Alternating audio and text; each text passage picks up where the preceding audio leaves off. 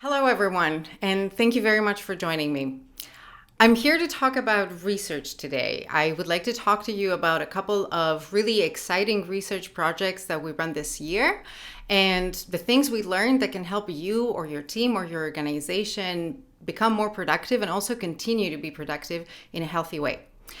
I'm Eirini Kalliamvakou. I am a senior researcher here at GitHub, and in the work I do, I try to find ways to help developers do their best work and also feel good while they're doing that. I'm also a member of the Developer Velocity Lab. That's a joint research initiative that started earlier this year between GitHub and Microsoft. And here we are a team of researchers and data scientists that help developers. We support them through tools and practices that we discover work for them to be more productive, more efficient, healthier, and happier. I want to start us off today by saying a little bit about why we're thinking about productivity so much and why are we talking so much about improving it. And there are a couple of reasons for that. The first one is that developer productivity is really, really important to get right. It underlines the success of any organization, and it does it in a number of different ways. Maybe you're transitioning into a world where work is happening remotely. Maybe you're thinking about how to make software that is higher quality or how to make better planning decisions. Or maybe you're thinking about improving your developers' well-being and their retention down the line.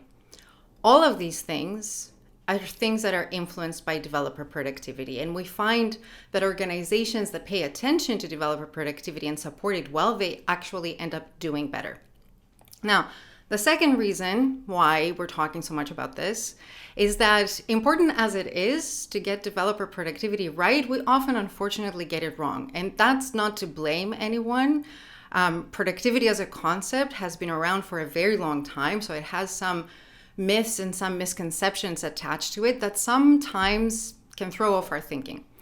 For example, we hear from a lot of teams and companies that care a lot about developer productivity, but they only ever measure developer activity over time. They look at contribution graphs, numbers of commits, numbers of pull requests. And what we find more and more in research is that those activity counts alone are not enough to predict successful outcomes. There's just not enough information in them. Other times we hear that productivity measures are only ever helpful and useful to you if you're a manager. But what we find in our research, and I share some of that later on, is that productivity measures are actually pretty valuable for individual developers as well. They can increase their confidence, they can improve their well-being, they can increase their satisfaction, and they can show them very clearly and very concretely, if we do it right, how to improve and what to improve and when. So productivity is really important to get right. We often get it wrong. That's not really the place where we want to be. So here are a couple of thoughts that I would like you to consider as I talk through the research and the insights today. One, let's accept that productivity is tricky. And two, that what we really want is productivity that is sustainable. Productivity gains and benefits that are going to last us a long time, and that if we only ever look and measure activity, then that's not enough to get us there. Think about this. Last year's State of the Octoverse report showed that activity measures went up. Over the course of a year, we all worked longer hours and we produced more results because of that. But what it also showed, and a lot of other research showed the same thing, was that people also struggled, that levels of burnout and anxiety and fatigue all went up. And it's not particular to these last 2 years because they were exceptionally challenging. Perhaps you've seen a variation of this story in your team or your organization. Sometimes projects and teams push hard towards a ship deadline, and they do manage to get a lot more done than usual. But is that sustainable? Is that their new rhythm of work? Probably not. Quick productivity wins, they can feel great, and sometimes they're essential, but they can also backfire if we keep it up for too long. So the smart use of resources is to get you thinking past the next quarter and into how to set yourself up to have productivity benefits and gains that are going to last you in the next 3 to 5 years. I'll show you what that can look like by sharing some of the latest research. I'm going to talk to you about a brand new productivity framework, a way to measure productivity called SPACE. I'm also going to talk to you about how we used the SPACE framework here at GitHub in a pretty innovative way to help developers improve their own productivity and their own days and productivity habits in the Good Day project. And then towards the end of the talk, I'm also going to give you a sneak preview from this year's State of the Octoverse report, which is going to be our largest one yet. So let's dig in and start talking about the SPACE of developer productivity. This is a brand new framework. It was published at the beginning of the year from Nicole Forsgren and collaborators from the University of Victoria and from Microsoft Research. And if you care about that, it's also the first piece of peer-reviewed research that came out of the Developer Velocity Lab. Now, what's special about SPACE is that it is holistic. And by being holistic, it's able to bypass all of those myths and misconceptions that I mentioned around productivity earlier. It's also a first illustration of the holistic approach we take to productivity in the Developer Velocity Lab as a whole. We take a step back, we look at a lot more dimensions, a lot more metrics, we look at the trade-offs between them. And we're very intentional also about incorporating well-being aspects. We want to make sure that developer productivity works for the developers themselves too. SPACE is an acronym. S stands for satisfaction and well-being. P is for performance. A is for activity. C is for communication and collaboration. And E is for efficiency and flow. Already you can see that there's a lot more going on here than just activity. Activity is there, but it's just not the full picture. So just so that we all have a shared understanding, I'm going to go through each of these dimensions and say a little bit about what's included. The first dimension is satisfaction and well-being. Both of those things directly impact productivity, so we want to make sure that we track those. Here we could be thinking about things like employee satisfaction, engagement, burnout, and more companies are actually following these indicators, usually by doing regular surveys, which is a great practice because information about satisfaction and well-being doesn't really live in any telemetry. So this is a dimension that really is about how fulfilled and happy and satisfied developers are with the work that they do, with the tools that they use, the culture that they experience. And we find that all these things impact their productivity. And also over time, they also directly impact the developer retention too. The second dimension, performance, is about outcomes. It's about how well did we do.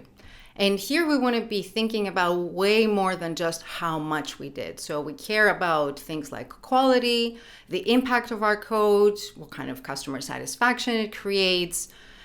And it's also not a binary. It's not, did we do well or not? And the reason is there's trade-offs between some of these metrics. So perhaps we write a lot of code, but maybe it's not good quality. Or we ship features on time, but maybe they don't get adopted or they don't generate revenue. Or sometimes a lot of different metrics seem to be going in the right direction. We write a lot of code and it's good quality, it ships on time, features get adopted, they generate revenue, but developers are burnt out. So we want to be thinking here about our goals first and metrics second. How good our performance is going to be relative to the goals that we set for our team and our organization. And then based on that, we can pick the relevant metrics because we have way more metrics than we'll ever be able to use. The key aspect here is to pick the right ones. So goals come first and metrics come later. Activity is typically the dimension that people tend to think about when they think about productivity. And of course, it's very valuable to measure and track activity over time, but we also want to be thinking about capturing all of the activities that developers engage in. And nowadays, they do a lot more than writing code or designing systems.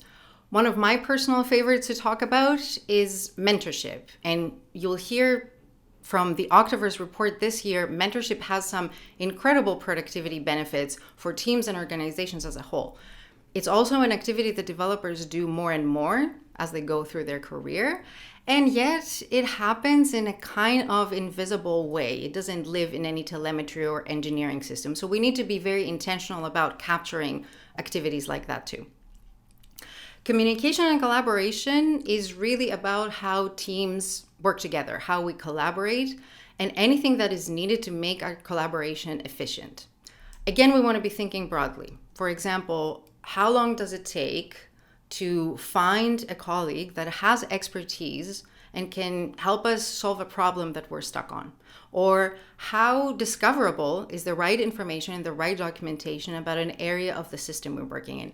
These are all really important factors, and they're very tricky to quantify. So again, we want to be going back to the developers as our source of truth, and usually we do that with an instrument like a survey.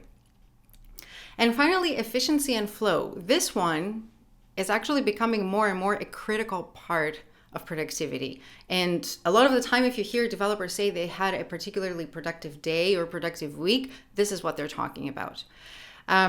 You may have heard of the concept of flow. It's a state of intense concentration. I'm simplifying.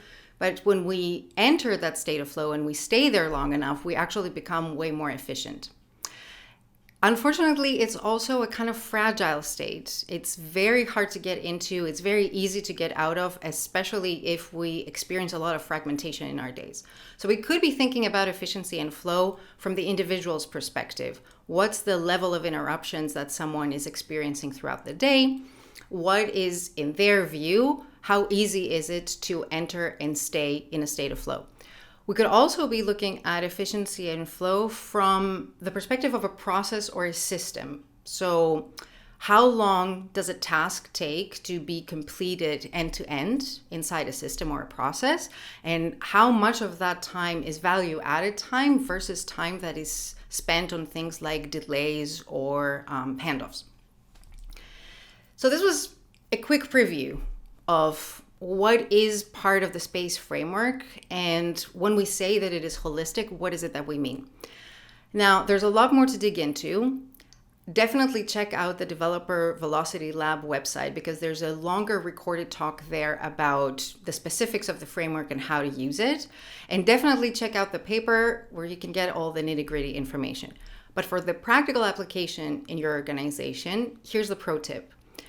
We recommend that you pick 3 out of the 5 dimensions of the SPACE framework, and that you track 1 or 2 metrics for each one of those selected 3 dimensions. That will be enough to get you out of the habit or the trap of only looking at activity and start giving you a baseline of having a holistic approach. And then over time, you can progress to a state where you are covering all of the 5 dimensions with multiple metrics for each one of them. Now, I mentioned earlier that we are a team of researchers and data scientists, and we can't really resist a good experiment. So the SPACE framework is brand new. We wanted to test it in a lot of different ways. Can it work for personal productivity too? And we used it in the Good Day project. Maybe you've heard or read something about the Good Day project. We shared it in the GitHub blog a few months ago. And what we were trying to do with the Good Day project was to empower developers. We wanted to give developers the means to improve their own days and their own productivity in a way that works for them. Because believe it or not, developers a lot of the time are not getting what they need out of productivity tools and productivity trackers. And maybe you've seen this yourself.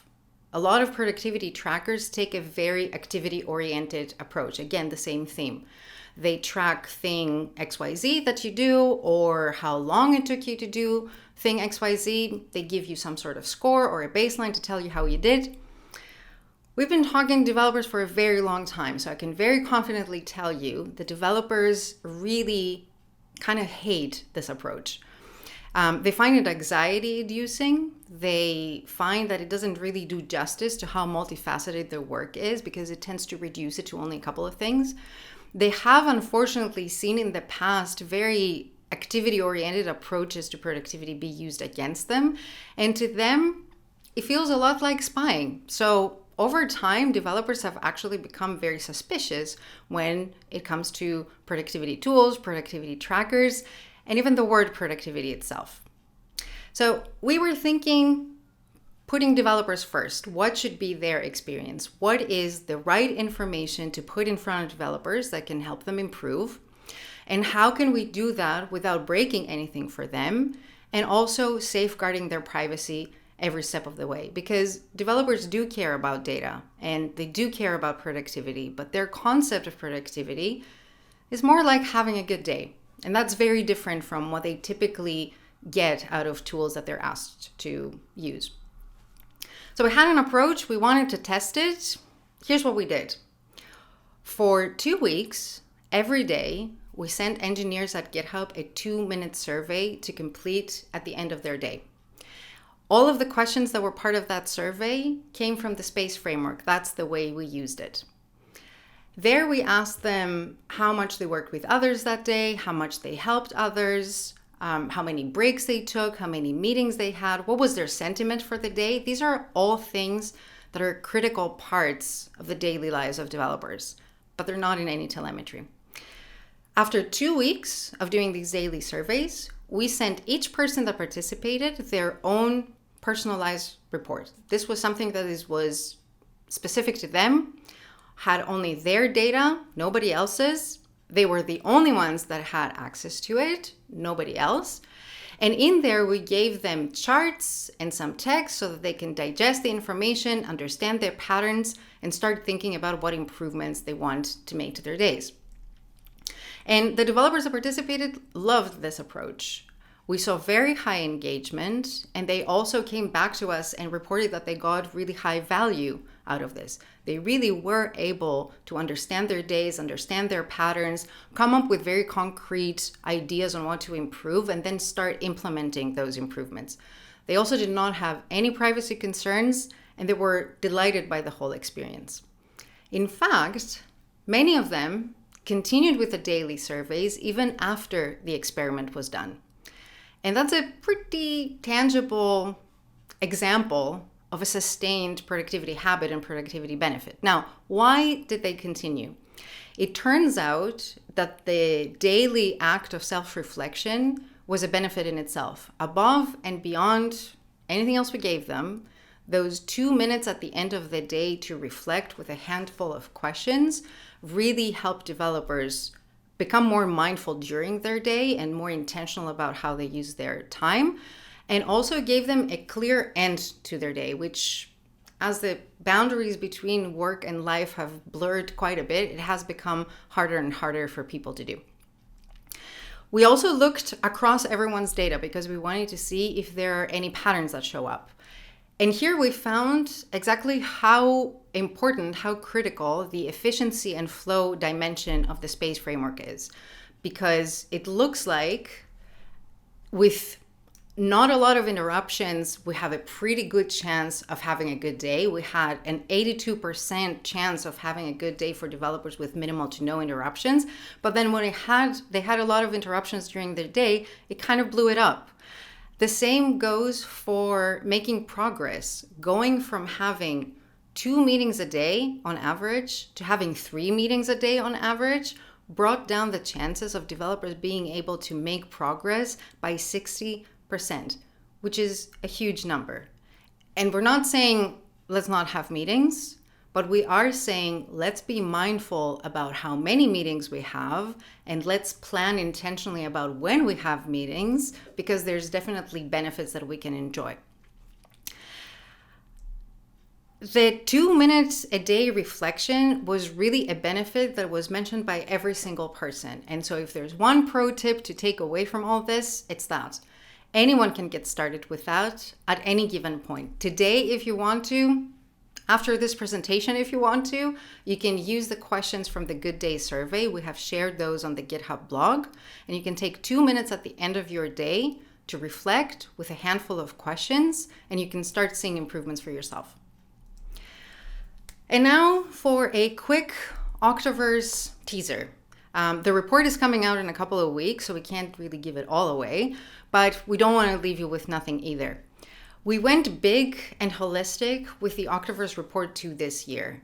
we used in our investigation both telemetry and survey data at an unprecedented scale. We analyzed more than 3.5 million repositories and survey responses from over 40,000 developers. And let me take a second to thank every single one of you that participated in this, because this was not an easy survey to fill out. It had more than 85 questions, complex questions that people had to answer about how they work. So really big thank you. So here are a few highlights that for us, they represent areas of opportunity for long-term investment in your organization or your community. I think we can all observe that the workplace is shifting, and it definitely has shifted the last year. It came through very clearly in the survey. Developers from all over the world expressed the expectation to be working differently moving forward. We had 46% of our respondents that came from companies and who were previously co-located, now expecting to work in a fully remote or hybrid environment. And we don't know how much of this is going to shift back, or if any of this will, because some things we don't go back from. But what this highlights is the need for rethinking tools, rethinking processes. How can we provide this flexibility to work in a fully remote or hybrid way? And so that we can make work sustainable, both for the employee and the employer in the long run. Mentorship, I kind of hinted at this earlier. Mentorship is proving to be an all-around asset, both for open source communities and for companies.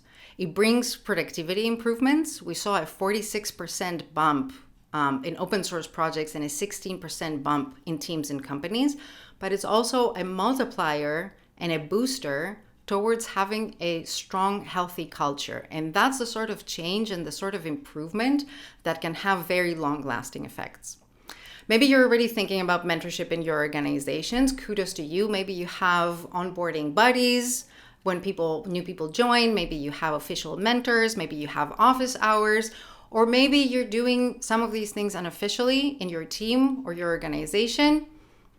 In any case, know that the data is showing that a clear intentional investment in mentorship really has both short-term and long-term positive effects. And then the last actionable, and probably the most actionable finding to bring sustained benefit in your organization or your community is really introducing automation. Removing friction not only helps teams perform better in the short term, but it also helps developers focus on the things that matter most to them and feel more connected and more fulfilled by the work they do. And the effect, the benefits that come from that sense of fulfillment are going to last you way, way longer than any performance or productivity hack. Okay, we squished a lot of things into a very short time. So here is the TLDR.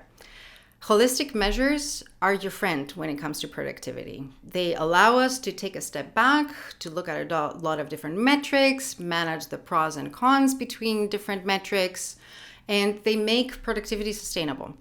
I talked to you about the SPACE framework. Definitely check it out on the Developer Velocity Lab website and reading the paper. 2 minutes at the end of every day to reflect with a handful of questions can really make a difference on how good your work days are. And so does the number of meetings. Try to keep your meetings to 2 a day on average maximum. I know it's hard, but it pays off.